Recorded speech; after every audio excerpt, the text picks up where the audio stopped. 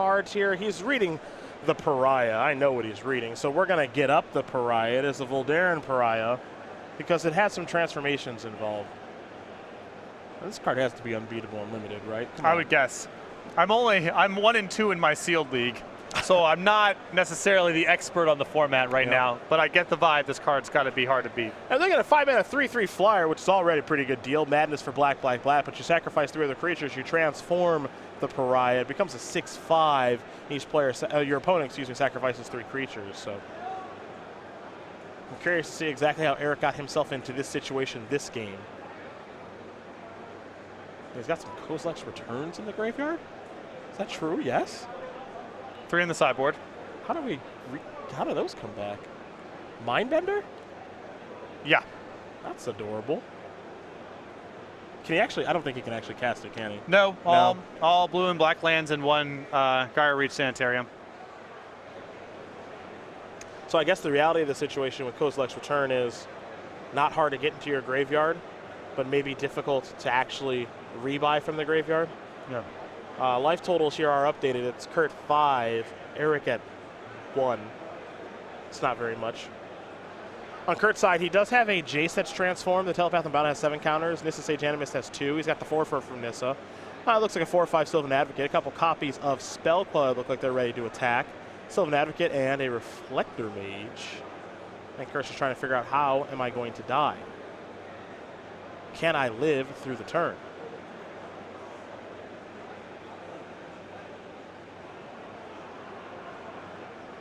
Or perhaps, can he kill Eric this turn?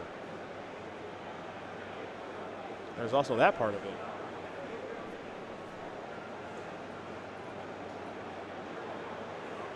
Weird game state here.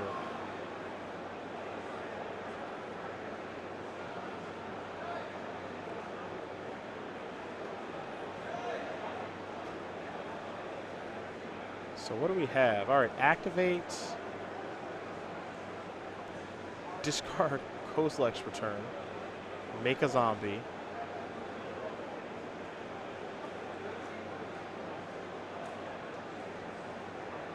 Is there a way to stop the flyer? I feel like I'm missing something. I do too. Yeah.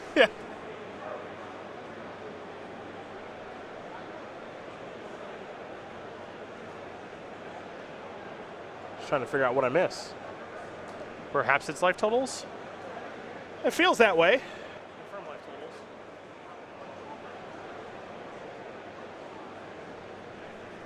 Talking to me, not them. And that can't be right.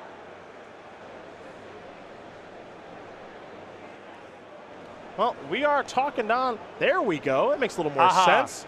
That makes a lot more sense. That makes a lot more sense. Eric at 3, Kurt at 1. Otherwise, Eric would have died on that attack. Right. I was going to say, this amount of time going into the tank here cannot be appropriate. Yeah, Kurt's too good to do that. All right, we're heading back Eric's way now.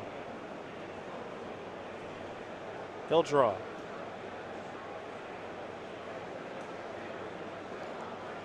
Eric has something. All right, Crypt Breaker.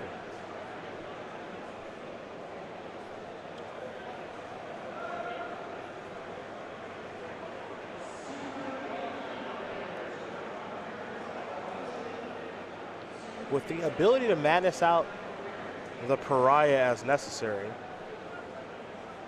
And having access to the Pariah mid-combat does muck up a lot of Spiess' potential attacks and alpha strikes. It absolutely does.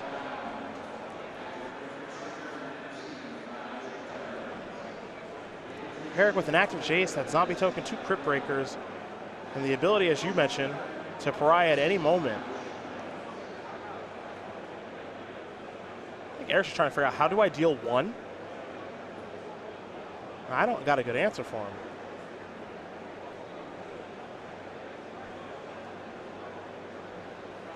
Now he's trying to line up blocks to figure out how he lives. Because he might not get another turn. So he's going to draw a card. Oh, uh-oh. Bang. Grasp of Darkness, get this back. That's Collective Brutality, Yep. and that's going to allow him to actually win the game. So Eric did a lot of math on that particular turn, figured out what he needed to do, which was find a removal spell to kill the Spell Queller that had the Collective Brutality underneath it. Then the draining portion of Collective Brutality allows him to finish off Kurt Spiess and win the match. It is hard to hop into games of Standard 8 turns in and suss out completely what's going on. Yeah, with that battlefield. Right. That battlefield was a mess. A little mucked up there, a little bit of confusion there with some confusion in the light totals, but